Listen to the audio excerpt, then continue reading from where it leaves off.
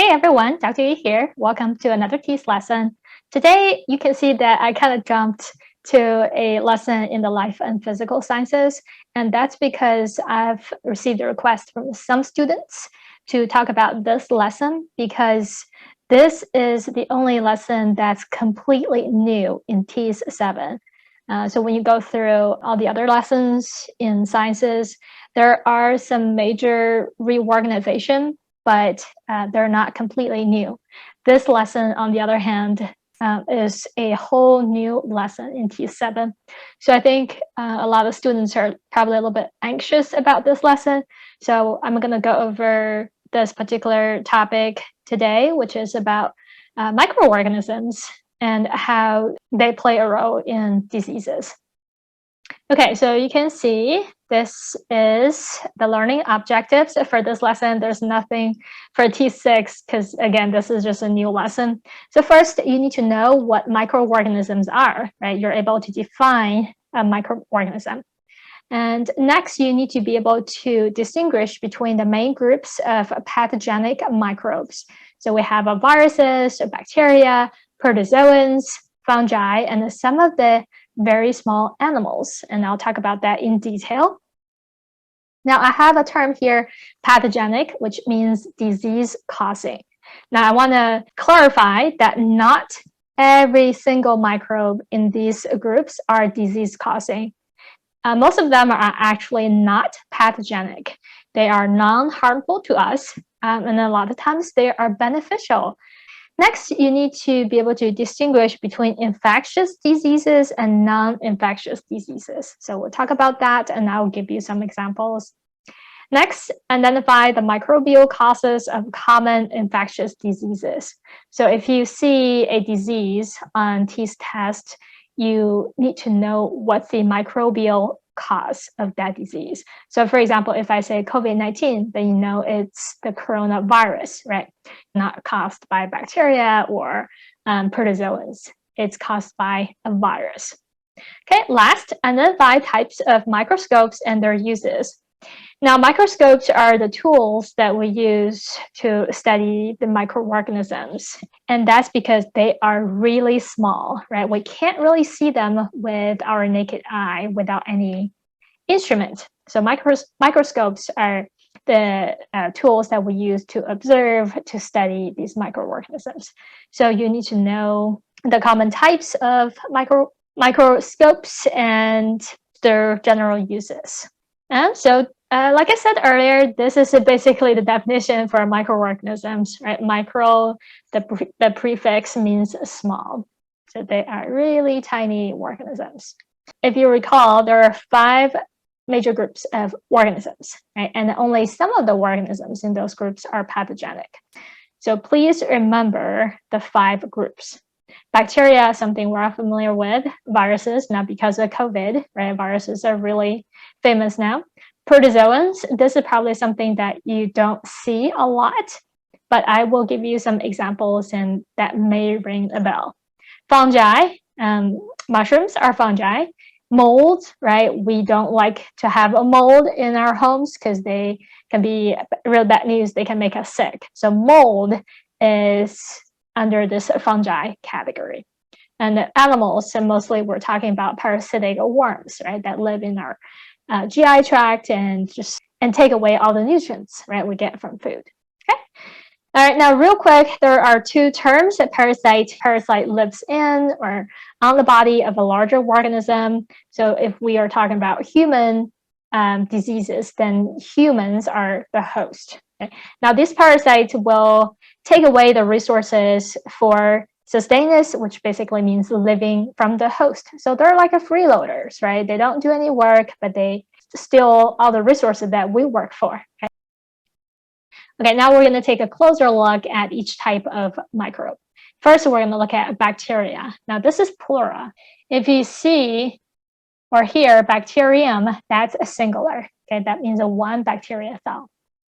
So bacteria are all unicellular. So again, the whole organism is just 1 cell. Unit means 1. And they're all prokaryotic. So that means their cells do not have a nucleus. And they often lack some of the major membrane-bound cell organelles that you see in eukaryotic cells. I think I mentioned this briefly in one of my TEAS 6 videos. So there are two types of organisms, prokaryotic and eukaryotic.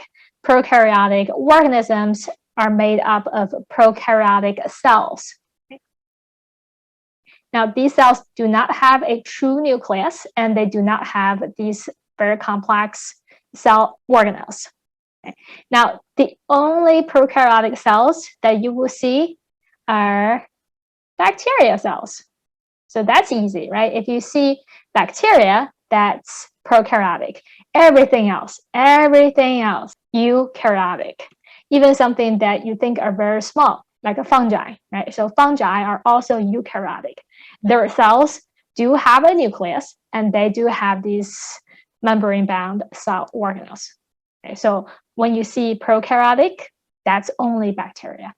All right, now some of the bacteria are pathogenic, and they can cause some of the common infectious diseases. For example, tuberculosis, that's very common, right? And some food poisoning, E. coli, salmonella, those are all bacteria that can lead to food poisoning. And some bacteria cause meningitis. Keep in mind that most of the bacteria are harmless or even beneficial for our living. So for example, probiotic foods, right? Why are they considered healthy food choice? Because they contain the beneficial bacteria, right? Yogurt, fermented food such as sauerkraut or kimchi, and also kombucha, right? Those are probiotic because they have the good bacteria that we need in our gut. All right, the second group is a virus. Now, viruses are not considered living organisms. And that's because we define living organisms as something that's made up of cells. And because viruses do not have that typical cellular structure, they're not considered living organisms. So viruses have a very, very simple structure. They just have two main components. First one is a nucleic acid core, because they have to have their genetic material, right? So that genetic material is found in this core. It's either DNA or RNA.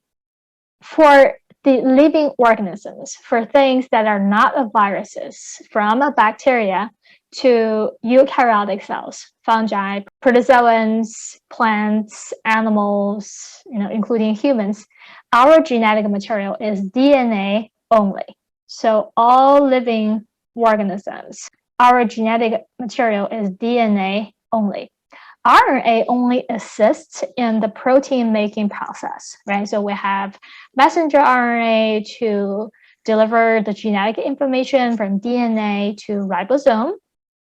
And we also have a tRNA or rRNA to as part of the translation process, right, which makes proteins.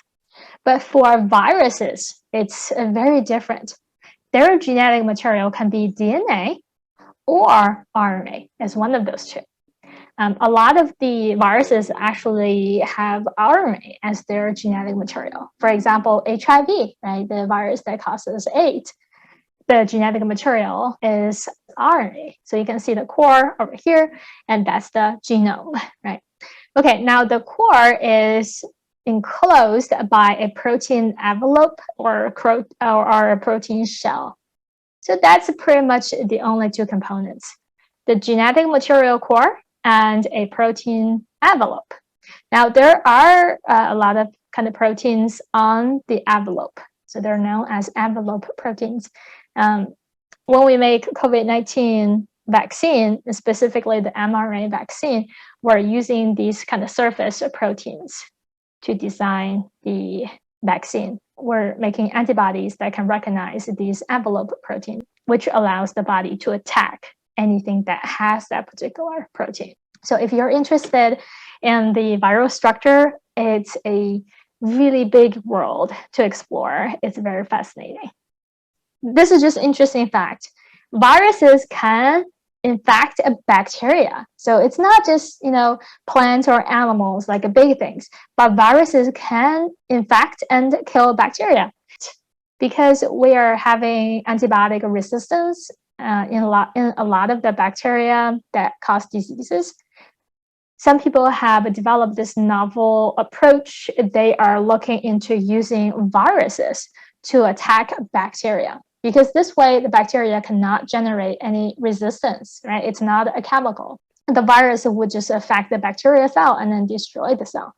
So that has been put in use, I believe. It's just that it's still not very common in our daily life yet. I'm not sure if it's only certain bacteria that we can use this technique, but it's definitely a very promising field for us to tackle the antibiotic resistant strains of bacteria. Okay, common viral diseases: influenza, common cold, measles, mumps, HIV, COVID-19. So those are all good examples of viral diseases. Okay, next group is protozoans, sometimes known as protists. Now, protists are unicellular, meaning the whole organism is made up of just one cell, but they are eukaryotic. Okay, so the cell is a eukaryotic cell. The cell has a nucleus and has all the advanced cell organelles. Now, protozoans are a very diverse group. They may look very differently, but they all just have one cell, and the cell is a eukaryotic cell. A lot of the protozoans are non-pathogenic. For example, paramecium. You probably know it has the shape of a shoe, right? It just lives happily in the nature. It's not going to bother humans. It's not going to bother other animals. And I have some pictures of other types of protists here. So you can see it's just one cell, right? And then you can even see a little bit of the nucleus right here. And this also one cell, right? But it's kind of hard to see the nucleus. One cell, look at the shape, because it's kind of weird, right? They're so different, right? It's really a very big group of organisms. There are pathogenic protozoans, and I always use this example because I think it's scary enough. But trust me, it's very, very rare. So don't be scared by this. You probably all heard of amoeba, right? So amoeba is a protozoan because it has only one eukaryotic cell. Now, there are some amoebas out there in the nature that could lead to brain diseases. And that's when they get into your nasal cavity. They can move slowly towards your brain. And once they get to the brain, I mean, it's a feast for them, because the brain, as you know, is very fatty, right? Very nutritious, very delicious for the amoebas. Now, as the amoebas start to destroy the brain tissue, that could lead to symptoms, and most of the times, unfortunately, it is fatal. So the patient would die. If you just Google brain-eating amoeba, you can probably find news on a few incidents that have happened over the years, but again, it's very rare. And this is what the brain-eating amoeba looks like, right? So one cell, but once they get into your cranial cavity, they could cause huge damage to the brain. Now, there are other pathogenic protozoans, and they cause some of the pretty well-known diseases. For example, malaria, right? The world has been working really hard to combat malaria, and I think we're making some progress. Dysentery, sleeping sickness. So those are all very well-known protozoan-caused diseases. Next group is fungi. So fungi can be unicellular or multicellular. Fungi, just like protozoans, can be very diverse. Different fungi can be very different. A unicellular example would be a yeast. If you look at the yeast under the microscope, you can see that they're all single cell organisms. Now, fungi can be multicellular too. What about the mushroom that you're eating, right? Some of the mushrooms are pretty big, and they consist of millions of cells. So some of the fungi are multicellular. Now, fungi obtain energy and make a living by decomposing dead organic materials. Okay? Or they may have a symbiotic relationship with the plants. I don't know if you have heard of lichens, right? If you go hiking, sometimes you can see lichens on the surface of rocks. So lichens actually consist of two organisms, fungi and algae.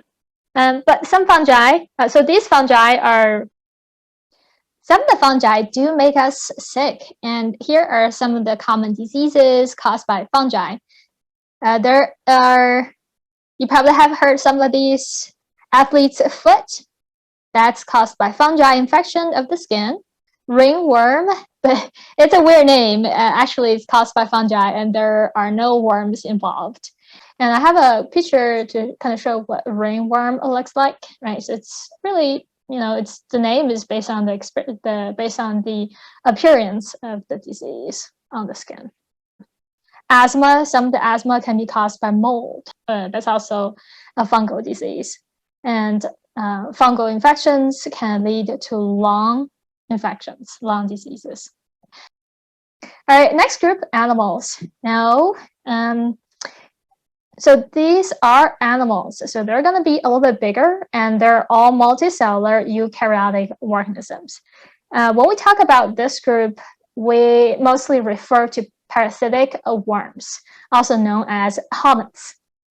Now, these worms will just, take all the nutrients from the host organism for their own use. And this could lead to malnutrition of the host. And sometimes the eggs could get transported by bloodstream to other parts of the body and causing more severe symptoms. For example, the eggs may be carried to the eye, and then once it hatches out, you can imagine there's a worm in the eye, and that's really scary. Common parasitic worms include tapeworms in the intestine and roundworms, which can also be found in the intestine. So that's what they look like. All right, practice question number 1.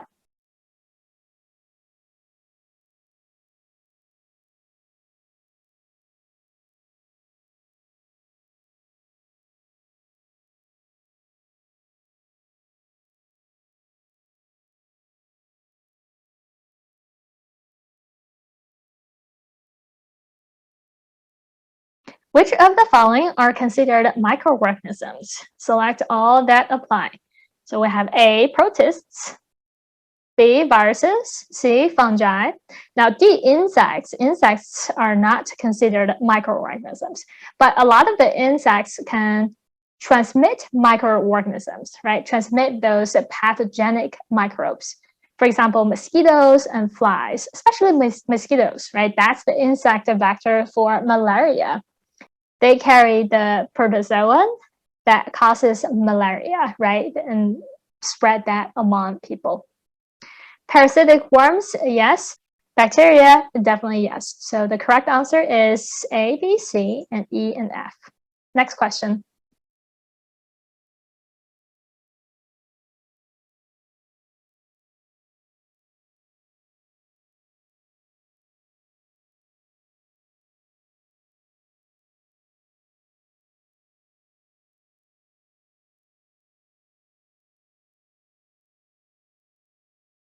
Which of the following microbes is a unicellular prokaryote? Oh, I'm missing an A here. Now, there are two key information here. You need to find something that's unicellular, and it also has to be a prokaryotic organism. So the only possible answer is bacteria, C. Viruses are not considered living organisms, so they are neither prokaryotic or eukaryotic. Next question.